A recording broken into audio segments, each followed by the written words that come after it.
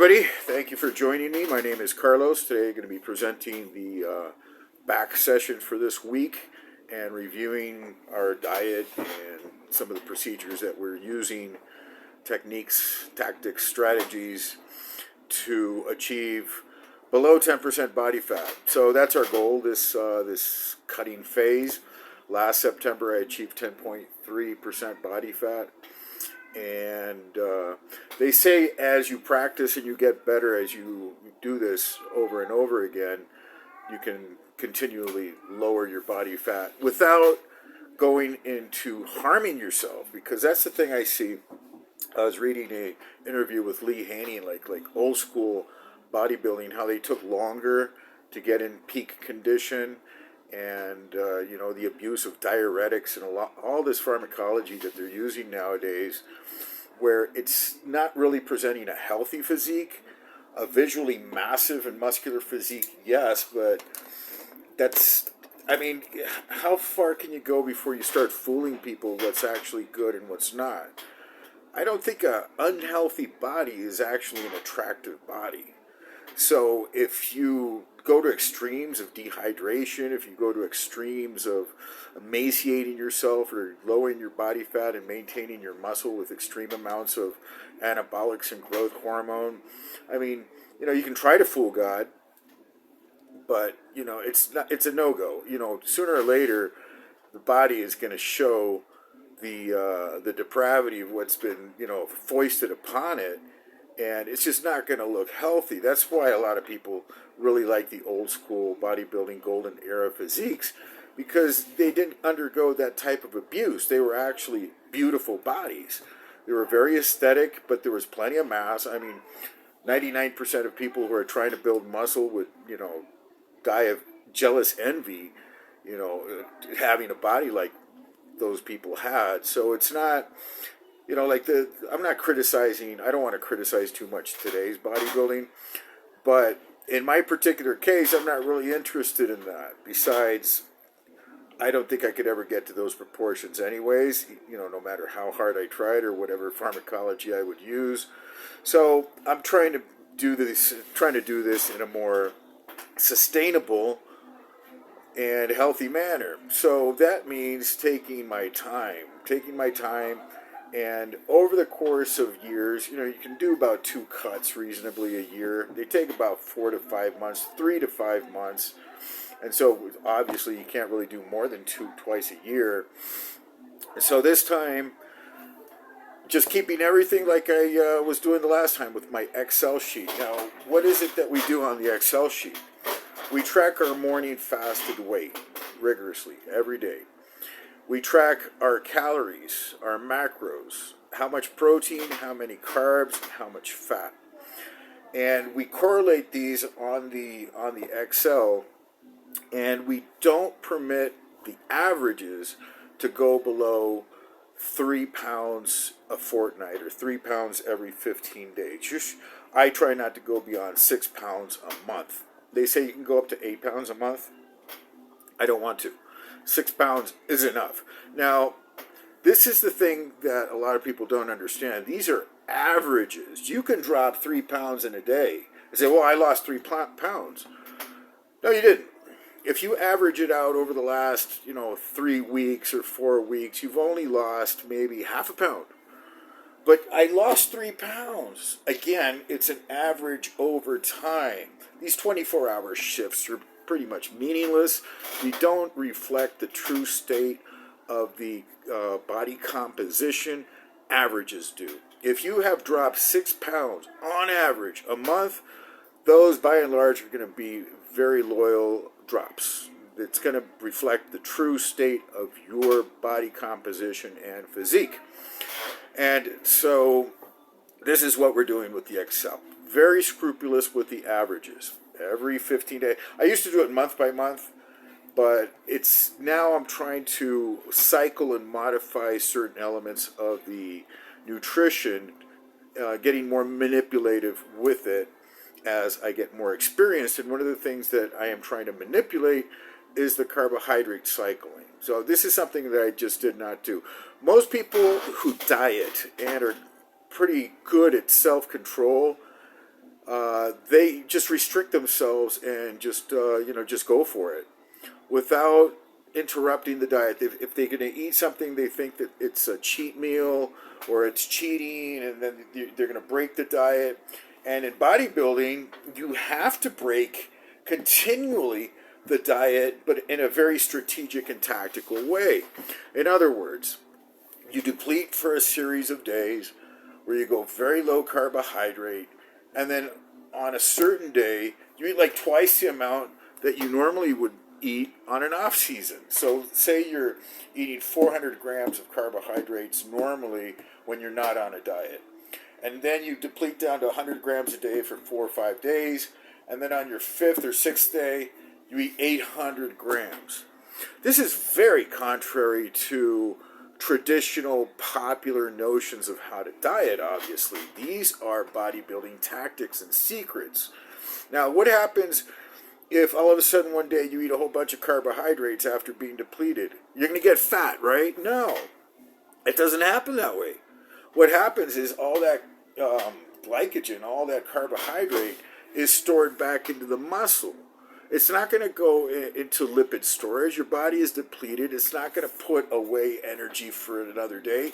It's going to use it to rebuild what has been depleted. But this takes a greater degree of self-control than just flooring the diet and going straight forward with eating, ever less calories and, just bringing the food down. And that's how people, they get flat. They lose their muscle. They get weak at the gym. Then they lose motivation. They say, this is just hardcore and this is the way it is. And no, there's an art to it. And the art is you have the accelerator and you have the brake. And you have curves and you have the straightaway. And you have to know, and you got downhill and uphill. So you have to know when to put the brakes onto the diet. Because if your metabolism gets out of control, and you start losing weight too fast, you're losing muscle. Is this what you wanted? Is this what you spent years doing at the gym, building up your muscle to go and lose it on some freaking drastic diet? That's like the most uninformed and stupid thing that you could do. And I'm sure it's a mistake that most people have done. I have done it. I was talking to a competitor a few months ago. He's looking massive right now. And he was showing me photos. This guy, he weighs like 132 pounds. He's a short guy, right? He's like 5'5", and he weighs like 230 pounds. Solid, big thighs, small waist, big guy, competitor. And he's showing me these photos. And he's on stage weighing 180 pounds, and he looked gaunt and emaciated. His head looked bigger than his body. It was really weird.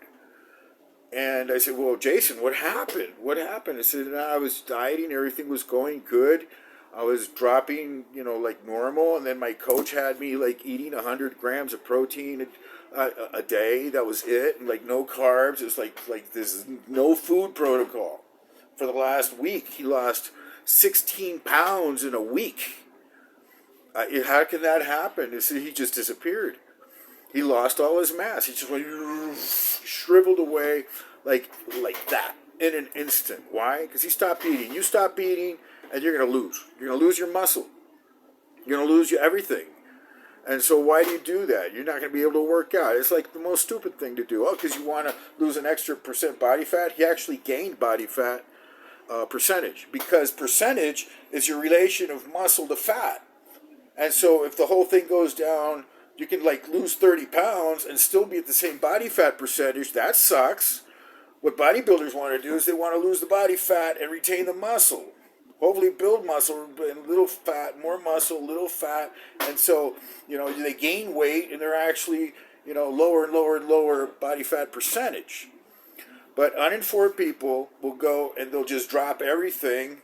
And in that attrition, in that extreme drastic drop, they might even lose more muscle than fat. And then what happens? You lost 30 pounds, and now instead of being 12% body fat, you're 15% body fat.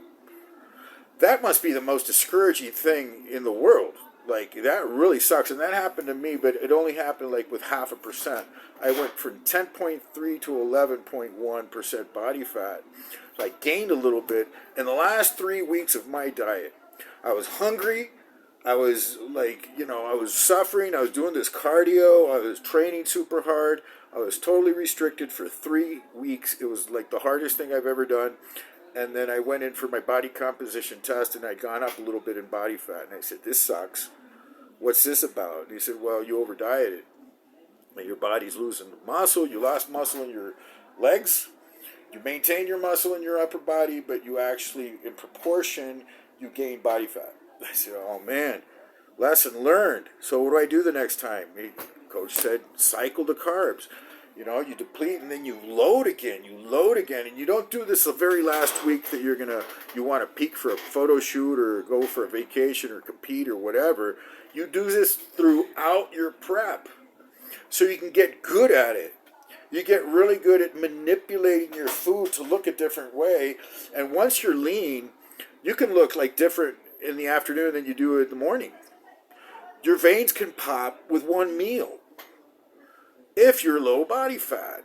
And so you learn how to manipulate. Oh, if I eat this and I put a little bit more salt here and I put some more carbs here, man, my veins are going to pop. And then, well, if I do that for 3 days straight, I'm going to go flat again. I'm going to spill over and I'm going to look smooth. And so you start learning how to do this, but it takes practice on your own body. So I was really amazed by how detailed Lee Haney was with his diet. Like, he would keep track of absolutely everything. The way I'm doing now, of course, I don't compare myself to Lee Haney. It's just the way things should be done, where he's writing down every, carb, every protein, every fat that he consumed during the day. He writes down everything. How much cardio, what his routine, his lifts, everything is logged in. And it's correlated on a computer screen. Now, you think these guys are like meatheads that don't know what they're doing. They're keeping track on a computer. And some of these guys don't keep track, but their coaches do. Like, the top coaches have these spreadsheets and algorithms and shit, and they pump out like how much output they should be doing for the amount of calories and carbs, on particular days and stuff like that. You don't really hear about this, but I'm a nobody, and I'm doing this. And I go investigate. Oh yeah, I got my Excel. I'm doing all that. Well, why don't you publicize this on the podcast? And it's like, nobody really talks about it yet. I'm sure they will be. Because there's also, in the future with AI, you can have a virtual trainer that basically, like that Fitbit that you have on, it'll tell you, time to eat 35 grams of protein and 40 grams of carbohydrates and walk, for half a mile. Or something like that. It'll be like super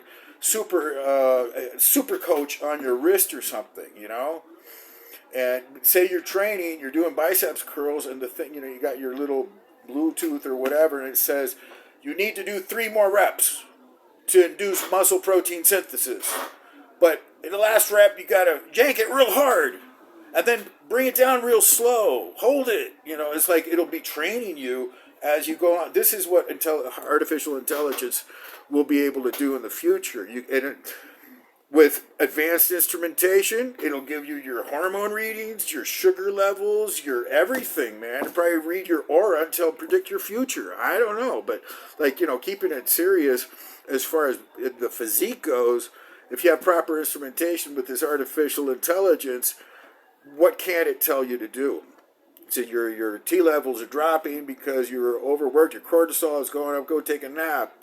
Estrogen is starting to spike, get off the walker, do this. It's like telling you everything in real time, absolutely all the time.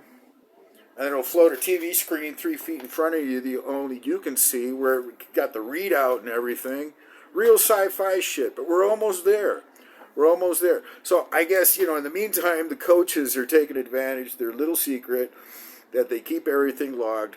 And this is what you should do. Man, I like to ramble sometimes to get some of these ideas out there, but what the heck, that's what we're doing. Anyway, let me get back into the workout today. So that's the diet. The workout, on the off season, or in the season where you're trying to build your strength, the idea to build strength, you really need a consistency with the exercises. And they should be compound lifts that permit the maximum amount of possible progression. So you're not going to be, increasing your barbell curl, from 120 pounds to 230 pounds. That's just not done. You increase very slowly and very, by little on these isolation exercises, on these minor movements. But say on the squat, on the hack squat, on the leg press, on the deadlift, on your back rows, on your bench press, your Smith incline, all these things, there is a greater possibility for you to push greater and greater weight. And so you stick with a few exercises, you're very loyal to those exercises, and you build from week to week. You shouldn't really be changing up your routine. You should go in every day on leg day. For 4 months, I went and did the exact same routine with no variation whatsoever. And I built on weight, I built on reps, I built on everything. On my vertical leg press, I started with 3 plates and I built it up to 5 with higher and higher reps. On the hack squat, I started out with 3 plates, I built it up to 6 with higher and higher and higher reps. Every single session, I was making a PR. And so what happened when at the end, I wasn't making PRs anymore. I hit a wall. I reached the limit of how my vertical linear progression, how far it was going to take me. And so now it's time to do another period of something else, and I decided to go on a diet. So what do we do now? Well, we're not trying to build strength anymore. We're on a calorie deficit. So it would be harmful, dangerous, and counterproductive, and not possible to try to build more strength with a limited amount of food. You understand what I'm saying? So what do? Well, the tactic now is to build up more volume, more stamina, more resistance, greater detail in the muscle. That doesn't mean training with light weights. That means using the strength that you acquired in your strength building phase to maintain that high plateau and build on reps and sets and do more volume with that. And you're just, over time, it's like this building project. You build over here and then you level it out over here, and then you push a little bit more and then more and more and more and more. And over the years, you get stronger and stronger and stronger. This should be the case if you have a program, if you have a clear vision of what the hell you need to do. But if you're just, winging it and flying it, and, sometimes you're strong, sometimes you're not, you're clueless. You're absolutely clueless. You're not, it's like, that's not how it's done. You have to build methodically and progressively over many years. And this brings me to the virtue of patience. Bodybuilding should be teaching you how to be the most patient person on earth, because you ain't getting nothing in a week. You're not achieving very much in a month. This takes, this semester I did this, next semester I'm doing that, then next year, and then the following year, and hopefully in 7 to 10 years. And so to have this long game, patient view, and do the thing correctly, methodically, every single step of the way, builds a character that is rarely seen outside of the really strict academic disciplines or anything, where people really have to apply themselves long term to achieve a goal, to sustain an effort over years and years and years and years of progressive accomplishments. So it's usually done in academics, but now you're doing it with your body, and people want the now. I want it now. I don't care what you're doing. I don't care what amount of steroids you're going to do or whatever. You're not getting anything now. It just takes time. It takes time to build these things. Some of these guys that are young, well, they started really young. He's only 25. Yeah, he started lifting when he was 13. He started methodically dieting and training when he was 15. When he was 20, he was competing. Now he's 25. He's like a veteran. He's like almost burned out by the amount of, training he's done. But he's only 25. Well, 10, 12 years doing it. That's how long it takes. And when you're young, that young, obviously the gains are going to be a lot easier than, when you're 58 or 60 like I am, but I'm still doing it. Anyways, I could go on forever talking about this shit. I'm going to leave the narrated video of the back session, change the exercise selections. Not every session I come in and do heavy compound moves. Today it was more cables. I did do some heavy dumbbell pullovers, some, the dumbbell one-arm rows, but no T-bars, no barbells for today. I really want to go back and do them now. So it's when I do these pump sessions, when I do these sessions to really build into, oh man, my lats are hurting today, man. That's the other thing, those isolation moves and everything, when you do them just right, man, they should be giving you a nice soreness the next day on every muscle. Every muscle I worked this week is absolutely tight and sore. My chest, my lats, everything is just, oh my goodness. But that builds a desire to go in, like, I mean, I really want to go in and do 3-plate barbells again, for my back rows. So it's like, some days you do this, some days you do that. There's a greater degree of latitude in training when you are training for the cut. Because what you want is volume. You want more repetitions. You don't want to use light weights. It's not what it's about. Oh, you do light weights now, do a lot of, to create the detail. That's bullshit. That's not true. You train as hard as your diet will permit. So maybe you can't do 3 plates on the barbell row because you're not that strong anymore because your carbs are low. Maybe you can only do 2. And some people might interpret that and say, oh, well, he's, now you do lightweight and you do more reps. No, that's the thing. He can't. If he could, he should. But he can't, so he won't. These are the insights. Anyways, God bless everybody, and we'll see you in our next episode. So here, as is typical for these new training sessions for this new periodization, we're doing our warm-up.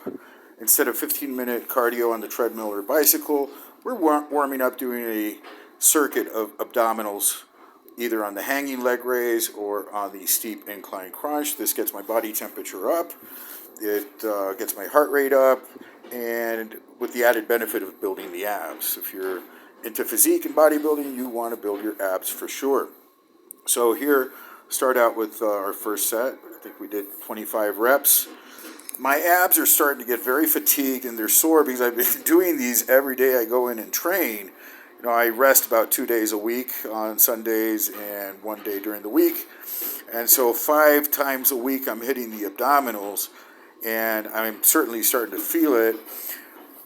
They are feeling like more fatigued, but nonetheless today I was able to do 25 reps, where before I could only do like 21 or 22, so go figure. Here's another set where I dropped it down to 15 reps, trying to keep the tempo very steady, kind of slow, not get too much momentum, no swing. I'm in no hurry, I'm in no stress to perform this exercise. I'm just doing it as a warm-up. And so that part of the mental aspect of not worrying about doing anything like really hardcore, like, okay, we're going to do 50 reps, we're going to do this as hard as possible. No, this is just a very light warm-up just to get things going, and going it does. So I think I did 3 sets. Yeah, 3 sets here. And of course, each set diminishes the reps that you can do. I know a lot of people are hung up when they first start training. They do straight sets, like, okay, I'm going to do 4 sets with a certain weight. And instead of doing the same amount of reps, they diminish the reps and they feel like they're getting weaker and weaker. That's just not the case. That's natural. That's how things are. You fatigue, you're not going to be able to do the same amount of work as on the first set. And so it's absolutely normal to start off, say, with 20, go down to 15, 12, and 10, not be able to do 20 on your last set. Here we start off with a steep incline, and the idea here is to keep it quick. I'm doing fast reps for a reason. I can do them very slow, very tedious, but here I'm focusing on the contraction as fast as I can. Now, it actually works. So here, doing the one arm or the isolateral lat pull, and this exercise, I can't speak highly enough of it. It's an excellent primer exercise for getting into your back session.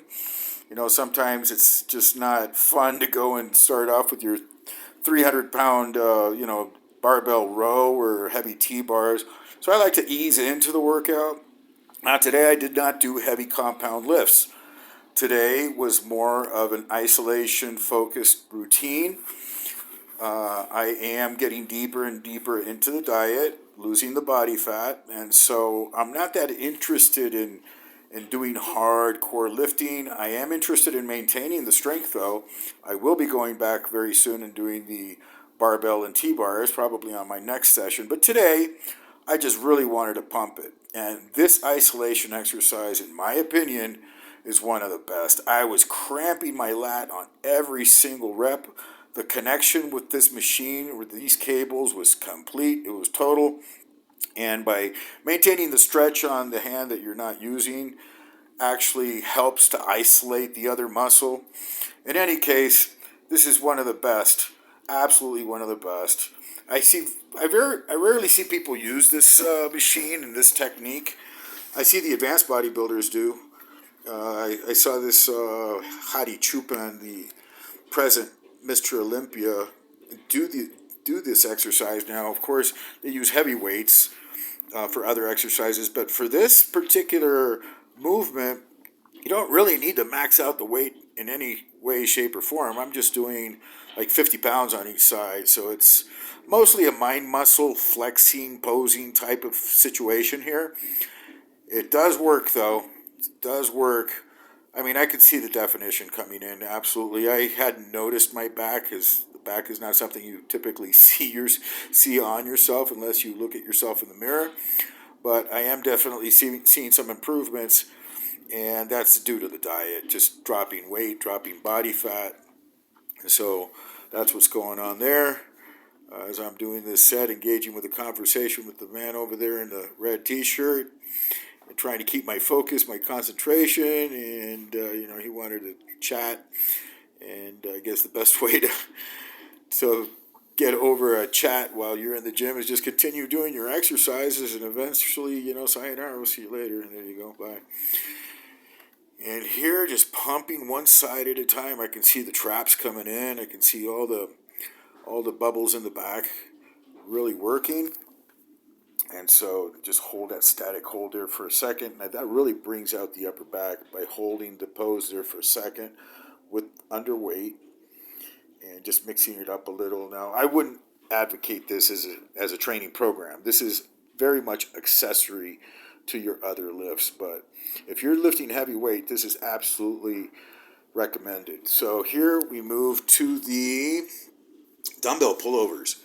So I've been taking these pullovers, using them on every single session, my back session.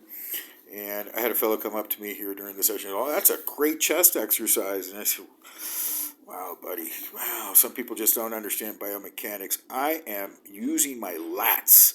I'm pulling with that muscle underneath the armpit to the side of the rib cage. It's called the latissimus dorsi. It's the back. And this, in conjunction with the other exercises, really puts a stress on the lat. Like today, I'm just feeling DOMS completely, the delayed onset of muscle soreness. And we started sort of heavy, started off with 66 pounds, jumped up to 85 pounds. I think this is the one here with the 85 pounds. Trying to get a maximum stretch on the bottom. It is kind of pointless to bring the dumbbell forward, like over your belly. You lose all the tension. There's really no purpose to it. But I do it just to reset the rep. So I can start from the top position and just do the complete rep. It might not be called for, but I do it anyways. And by these last reps, I'm starting to feel a lot of stress on the lat. It's really feeling the stretch. And here we go with the maximum dumbbell here in the gym, which is 105 pound. Yeah, sad, isn't it? No, we don't have 180s. We don't have 150s. We don't even have 120s. So I have to make do with a 105 pound dumbbell. Now, my maximum with this weight a few weeks ago was 3 reps. And so today was an improvement, getting better at it. Not so much a strength thing. It's more of just getting accustomed to the angle and the movement. I mean, I can lift 450 pounds on the deadlift. How can I not lift a 100-pound dumbbell? So, again, it's not really a strength thing issue. Now, here we go to the one-arm rows. Probably one of the most effective back builders. The problem with this exercise is that it takes twice as long. You need to do one side at a time. The other thing, it really gets me winded. This thing just really consumes a lot of oxygen.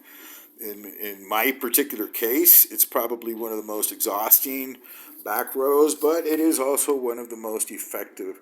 So here we just did two sets, one on each side as a transition, just keeping the session moving. And it's starting to feel like a really good session by now. This is, what can I say? It's building up some tension in the back. I'm starting to get a lot of work in.